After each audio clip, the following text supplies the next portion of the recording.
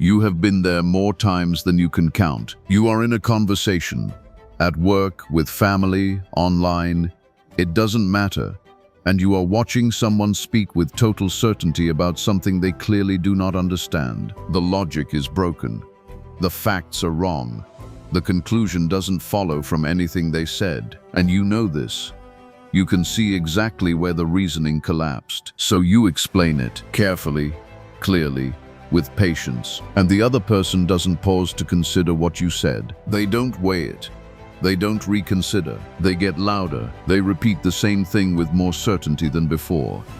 They find a new angle to defend the same broken position. They look at you like you are the one who is confused, and you try again. Because surely a better explanation will land this time. Surely if you just say it more clearly, more simply, with a better example, they will see it. They don't, and you leave that conversation exhausted. Not from any physical effort, but from the specific, grinding fatigue of having invested real mental energy into a wall. You wonder what went wrong.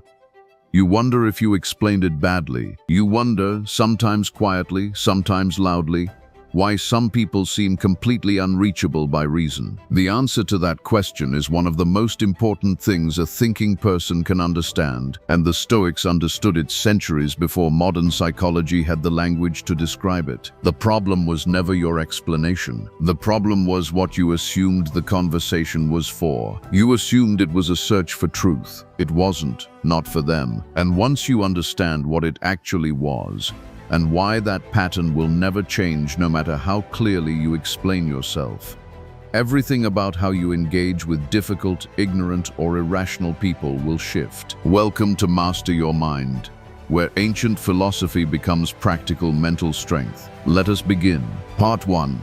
The assumption that starts the exhaustion. Most intelligent people carry a quiet assumption about conversations that they have never examined. The assumption is this: that other people, like them, enter conversations in search of truth. It feels natural. It reflects exactly how your own mind works. When you hear an argument, you weigh it. You compare it against what you know. You test it against logic. And if the evidence is better than what you held before, you adjust. That process feels automatic, almost obvious. So when you explain something clearly, laying out the reasoning step by step, you expect the same process to happen in the other person. You expect them to pause, to think, to weigh what you said against what they believed. And if your case is stronger, you expect them to acknowledge it. But slowly, after enough frustrating experiences, a realization begins to form. Not everyone enters a conversation searching for truth. Many people enter a conversation protecting something far more fragile than logic, their identity. And when a belief becomes part of someone's identity, when it is tied to their sense of who they are, their place in a group, their self-image, questioning that belief stops feeling like an intellectual exercise. It feels like a personal attack. The mind does not respond to personal attacks with curiosity. It responds with defense. And defense is not interested in truth. Defense is interested in survival. It will find any counter-argument available, no matter how weak. It will repeat the original position more loudly. It will shift the discussion to irrelevant points. It will do anything necessary to avoid the experience of being wrong. Because being wrong, when the belief is tied to identity, doesn't feel like learning. It feels like losing. Marcus Aurelius wrote to himself every morning a reminder that he would encounter people who are arrogant, stubborn, and unreasonable. He did not write this as a complaint. He wrote it as preparation, because he understood that the encounter itself was not the problem. His reaction to it was, the person who enters a conversation expecting rational engagement from someone operating entirely from identity and pride will be caught off guard every time. And the surprise, the gap between expectation and reality, is where the frustration lives. Close that gap. Not by lowering your standards for thinking, by adjusting your expectations to match the reality of how most people actually operate. The Stoics were not cynics. They did not believe all people were unreachable. They were realists. They understood that the capacity for honest self-examination is rare, and that assuming it is present before testing for it is the most reliable way to drain your own peace. Part 2. Why the confident ones know the least. There is a pattern so consistent and so well documented that it has a name, and once you understand it, a particular kind of frustrating person becomes completely predictable. The pattern works like this. The person who knows the least about a subject speaks with the most certainty. Not always, but often enough to be a reliable observation. And the reason is not arrogance, exactly, though arrogance is part of it. The deeper reason is that genuine expertise creates complexity. The more deeply you understand a subject, the more you see the exceptions, the edge cases, the places where the simple answer breaks down. The expert hesitates, not from weakness, from accuracy. They know too much to be certain about everything. The novice, on the other hand, sees only the surface. They have not gone deep enough to discover the complexity beneath it, and so they feel no hesitation. The answer seems obvious to them, simple, clean, certain. Psychologists call this the Dunning-Kruger effect, the cognitive pattern in which limited knowledge produces unlimited confidence. The person who barely understands the basics does not know what they don't know. Ignorance hides itself from them. It functions like armor, keeping doubt out, keeping certainty in. And that certainty, from the outside, can sound almost indistinguishable from genuine expertise, which is exactly what makes it so disorienting to encounter. You have spent years developing real understanding. You know how much you had to learn to reach even partial clarity on the subject. And here is someone who spent an afternoon with a strong opinion, speaking with equal confidence, sometimes more confidence. The temptation is to correct this, to close the gap, to help them see what they are missing. And here is where the Stoic lesson becomes essential. Their certainty is not a gap waiting to be filled. It is a defense mechanism protecting an identity from the discomfort of not knowing, until that identity is willing to be questioned, and that willingness must come from inside. It cannot be forced from outside. No amount of explanation will change anything. Epictetus wrote, "It is impossible for a man to learn what he thinks he already knows." That sentence is the complete picture. The person who believes they already know does not experience new information as information. They experience it as noise, as challenge, as something to be dismissed or defeated. Understanding this does not require you to abandon the pursuit of truth. It requires you to stop trying to deliver truth to a mind that is not ready to receive it, and to redirect that energy toward the one thing actually in your power: your own clarity, your own composure, your own refusal to be destabilized by their certainty. Part 3. The emotional cost you have been paying without realizing it. Here is the thing about difficult conversations that no one talks about directly. They don't just take time. They take something harder to recover. They take emotional clarity, and the cost is not paid all at once. It accumulates quietly, steadily, across dozens of interactions over weeks and months. It begins with a single argument that goes nowhere. You leave slightly frustrated, but fine. You shake it off. Then another. Then another. Each one individually is manageable, but the pattern slowly alters something in how you approach the world. You start conversations already tense, already prepared for the wall. You begin anticipating the resistance before it arrives. And the anticipation, the low-level, constant readiness for conflict, is its own drain. Even on days when nothing frustrating happens, the mind is carrying the weight of the preparation for it. Seneca wrote, "We suffer more often in imagination than in reality." He was describing exactly this pattern. The way the mind extends the suffering of past experiences into future ones, by anticipating their return. The conversation ended, but the frustration it produced is still running in the background, still occupying space that could be used for something that actually matters. There is also a subtler cost that intelligent people pay in these exchanges: the cost of self-doubt. After enough conversations where clarity failed to produce understanding, the mind begins to turn inward. Maybe I explained it poorly. Maybe I chose the wrong words. Maybe I should have framed it differently. This self-examination sounds like intellectual humility, and sometimes it is, but often it is something else entirely.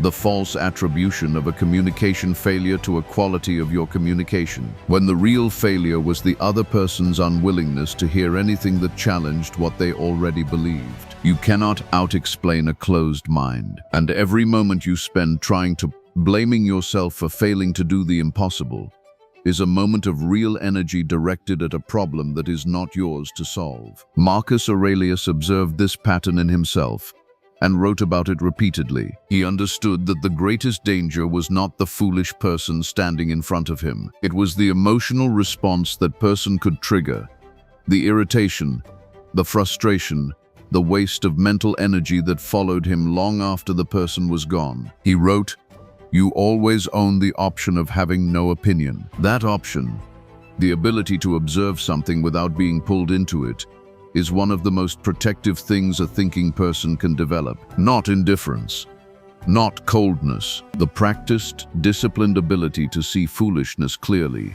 and choose not to be disturbed by it. Part 4. The Stoic strategy. What to do instead. So if explanation doesn't work, and engagement drains you, and correction only produces more resistance, what is the actual strategy? The Stoics were not passive.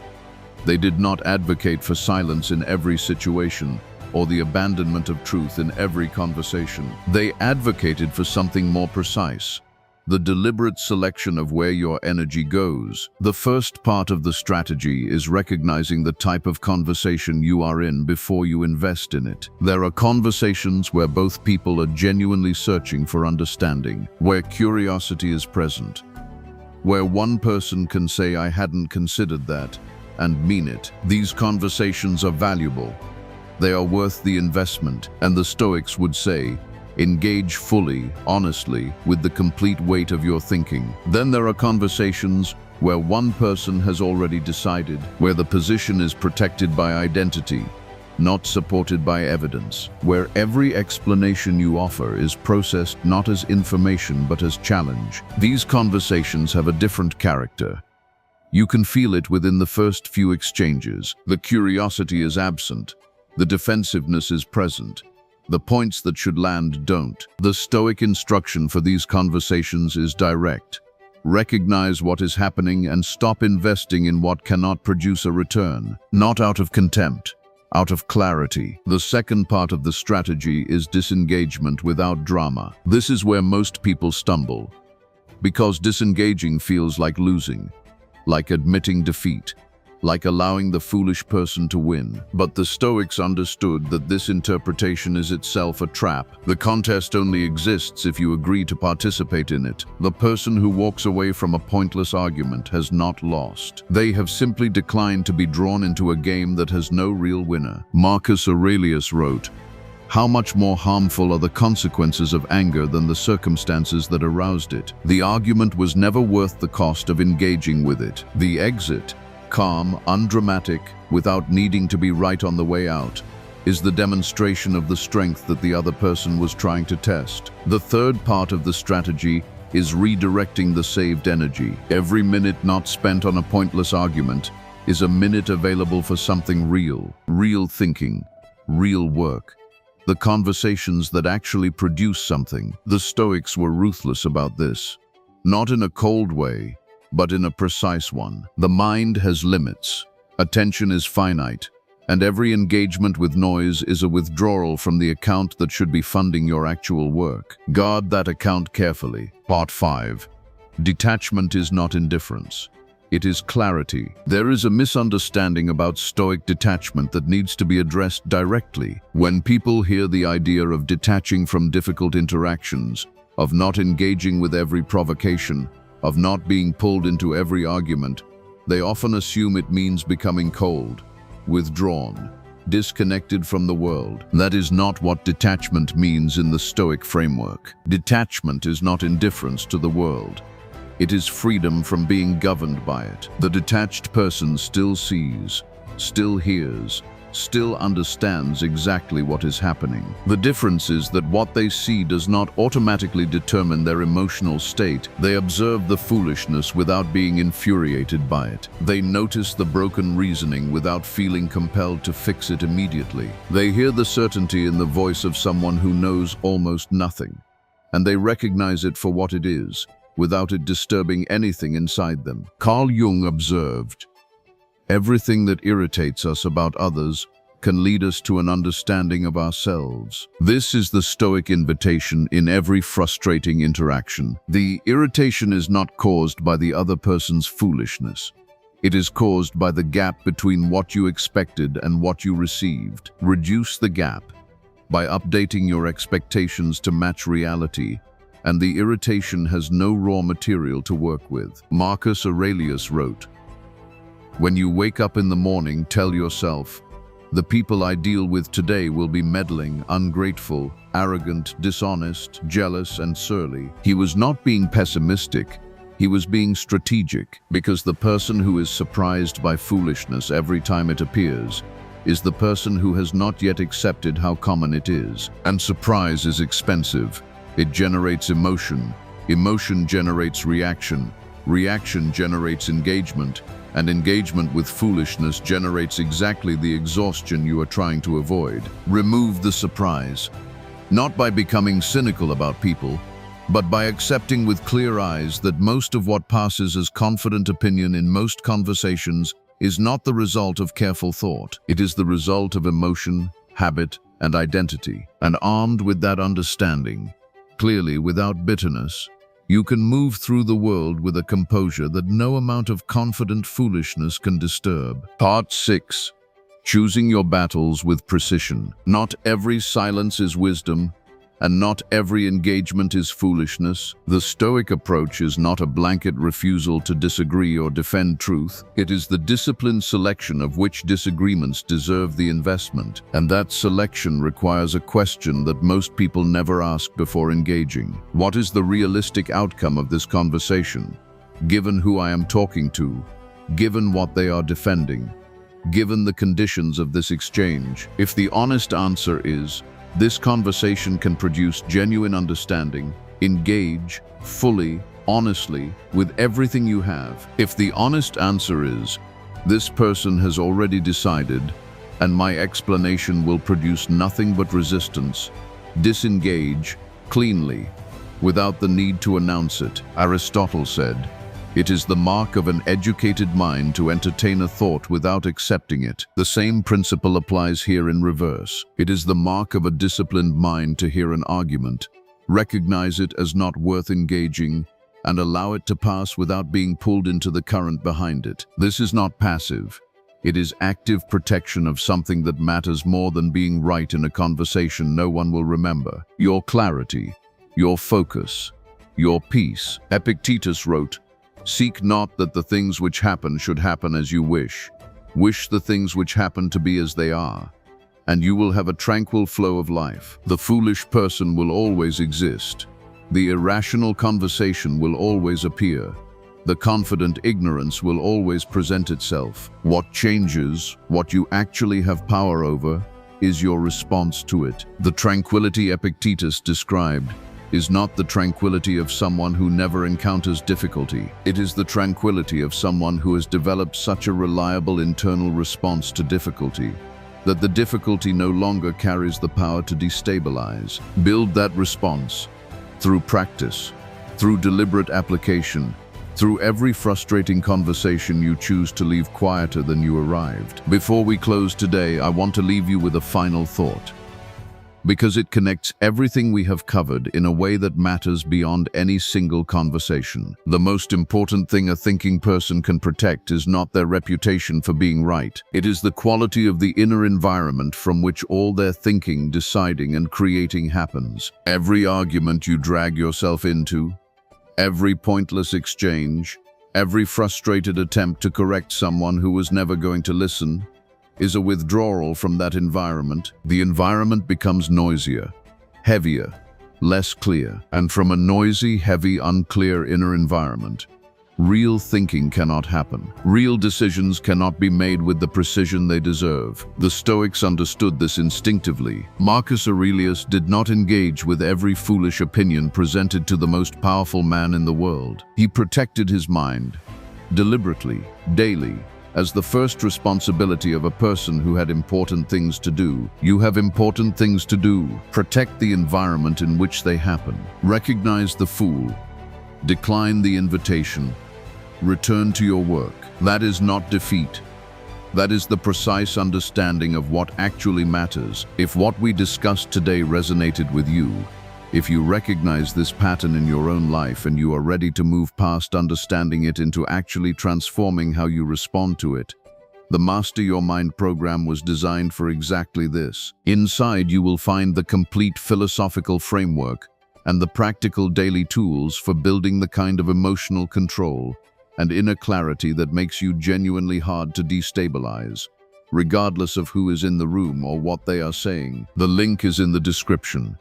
When you are ready to build that, it is there. And if this message resonated with you, subscribe to the channel and stay committed to the path of self-mastery. Every single day on Master Your Mind, we bring you the ancient wisdom that builds stronger, wiser, more unshakable human beings. This is not passive viewing. This is training. I will see you in the next video.